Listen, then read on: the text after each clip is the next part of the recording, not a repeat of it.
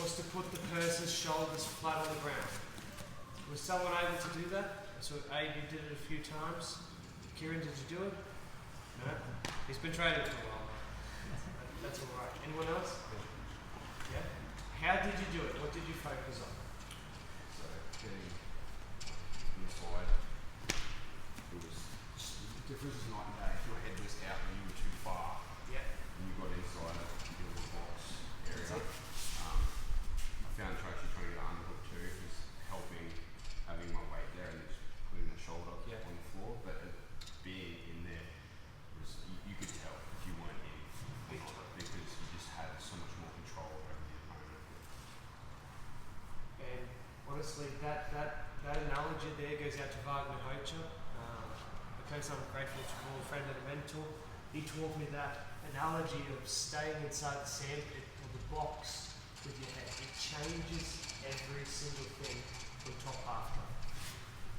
Was there anything that was difficult from the bottom in particular? If I didn't unbalance him, if I just let him settle and get his head there and get in that back door, then I couldn't stop him. But if I could keep messing with him and moving his head. Nice. But as soon as he got set, he just put over. So it comes back to that whole thing of connection, angles, and movement, doesn't it? It doesn't change even if we're in standing, half guard, turtle, whatever it is, right? So the next thing now to make it a little bit harder from the bottom is to look at what to do next from the top position. Andy, please. Can you do your left side down? So far we've said that he can play a low knee shield. The risk here, if it doesn't have the foot placement right, is that I'm going to pull this leg through. So he places his foot on the bottom foot here, so that he can push with the top leg and he can pull with the bottom leg.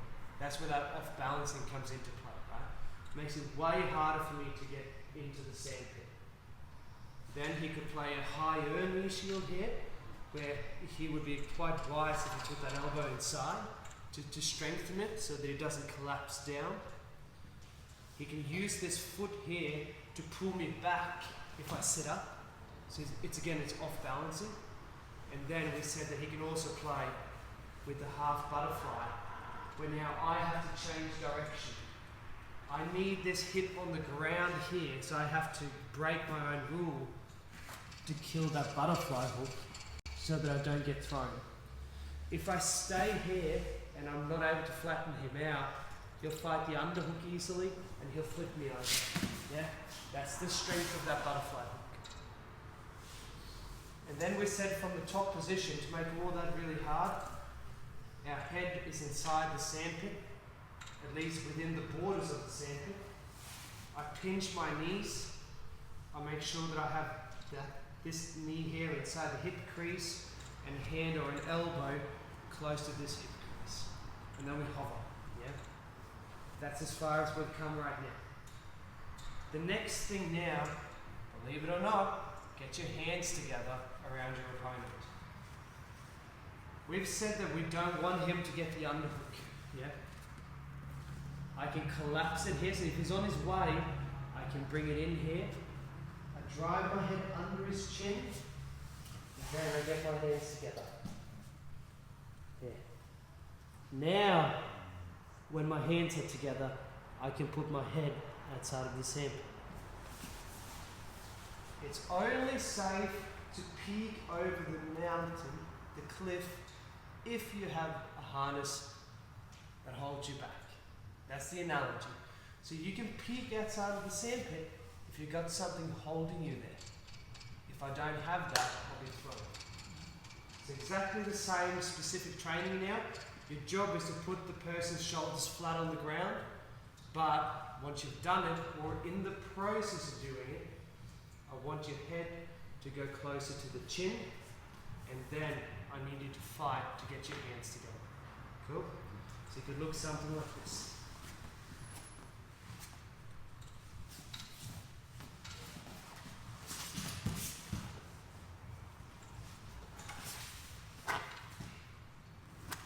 Go on the chin. Does that make sense, everyone? Yeah? Let's give it a shot. That was beautiful today. 10 out of 10. There was not enough reverb. Give it a 9. Yeah. No, I don't know. I've got to have that reverb. Was it harder or easier from the bottom? Much harder. Yeah. Very good. Let's reverse now and start from the bottom. We need to counter all of this by off-balancing them, and then we're going to feed for underhooks. When we feed for an underhook, that's one exit route. We have 3. We have closed armpit, which is on our top arm. We can go under and in between their legs, which is called deep half guard, or we can go far side, where we reach around the person. Andy, please. So here, I'll show you a couple of different angles. Remember that he wants to drive weight, and then get his hands together. My job now is to create the space by pushing and pulling so that I can get my top arm under his armpit here. And as I shoot for it, I need to get my shoulder under his armpit. So here he starts putting weight on. I push, I pull, I push, I pull. See the space? Swim the arm under. Keep control over his far arm. But you see now I'm kind of blocking myself with my leg. So I need to kick this leg through at the same time here. And everyone come over here, have a look at my legs. My head is under his chin. I'm listening to his heartbeat. And I've got my shoulders super glued to his armpit. That's my checklist. The next thing I have to do is to make sure that he can't use his hips very well. So I'm going to take the leg, that was the knee shield. I'm going to hook down by his foot. And I'm going to peel it out to the side. When I do, I pinch my knees together and I get up onto my palm. This is the scenario that we're going to end up in. I've got my knees pinched around his leg, but now when I'm here on both of my knees, can you see how I've lost the hook with that leg? So all we do now, we take the outside leg and we hook. Here. Now he's not going anywhere at all. It's game over now. And then we make sure here that he can't get his knees back in front of himself, in between us. And then we're on top. Yeah. What's my first job? Create a space. Create the space. How do we create the space? Push and pull.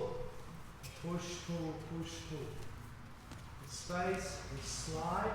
We kick the leg through, and my head is under his chin, my shoulder is by his armpit, and then, what do I need to do with this leg here? Hook his leg. And I need to hook, and pull it out to the side here. Pinch your knees, and build height. You see how this here kind of resembles a single leg takedown position in standing? Very, very, very, very similar. I pinch here. What do I have to do with my left leg now? Okay, screen off. Yeah, now we hook again, now we're here. That's out of the hip end. Here.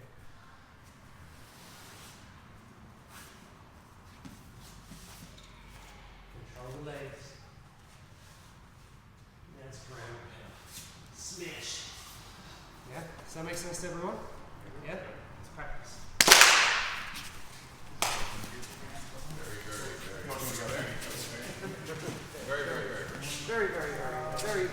Very similar. It's in fact identical.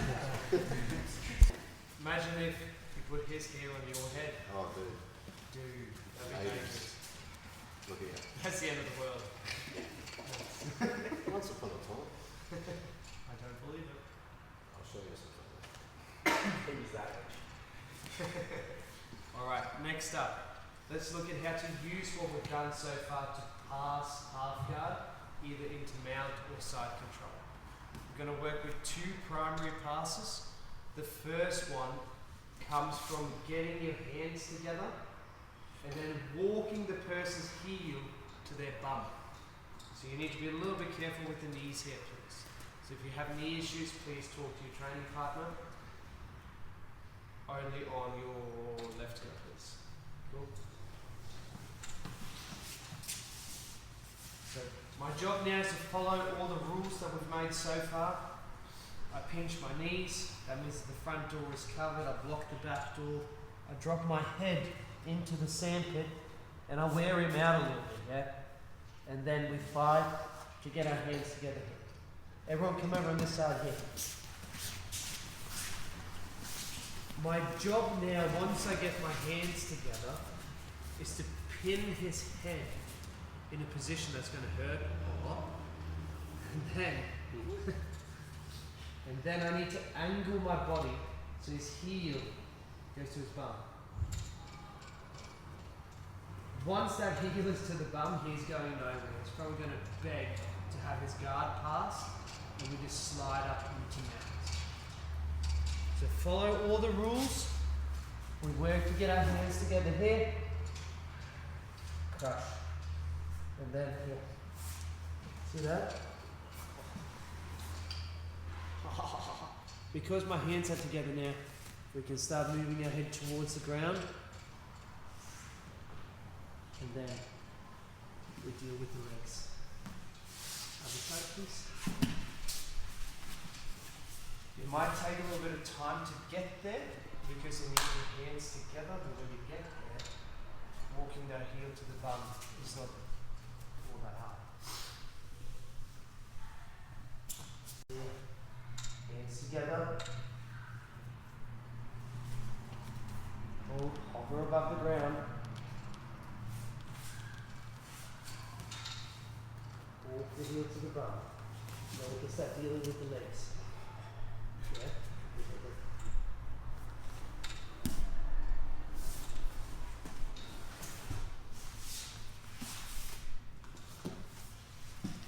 We'll take our time. You need to see it? You need this one. Can I borrow your keys?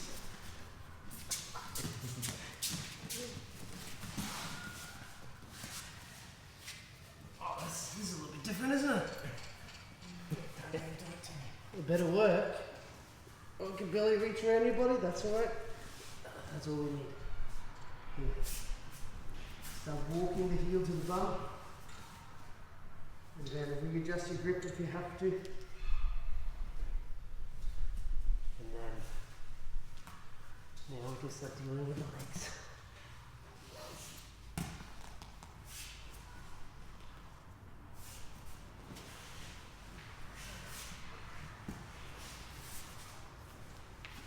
Yeah? It's nice, eh? Does that make sense to everyone? Yeah. All the rules, hands together. Slowly, just feel it out.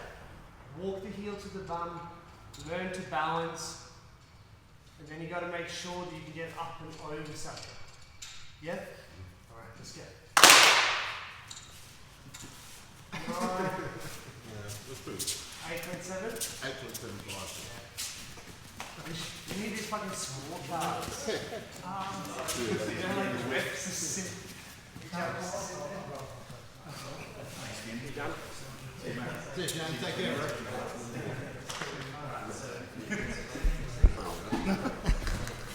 I'm going to add a little detail for you.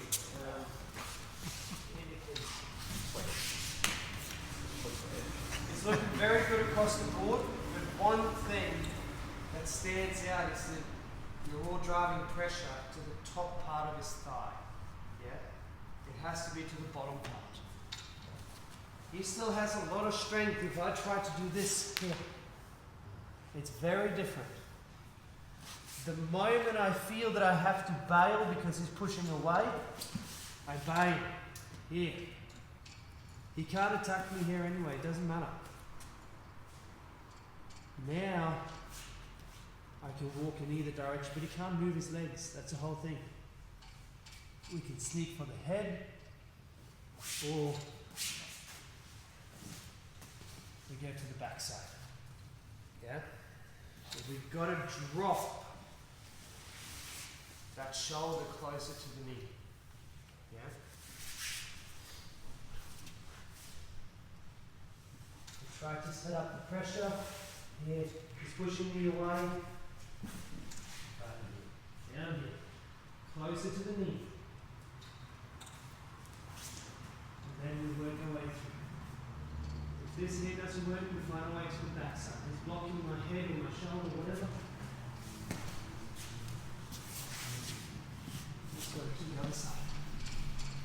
Yeah? A little bit more practice time, and then we're going to go back to the full-blown lot of specific training.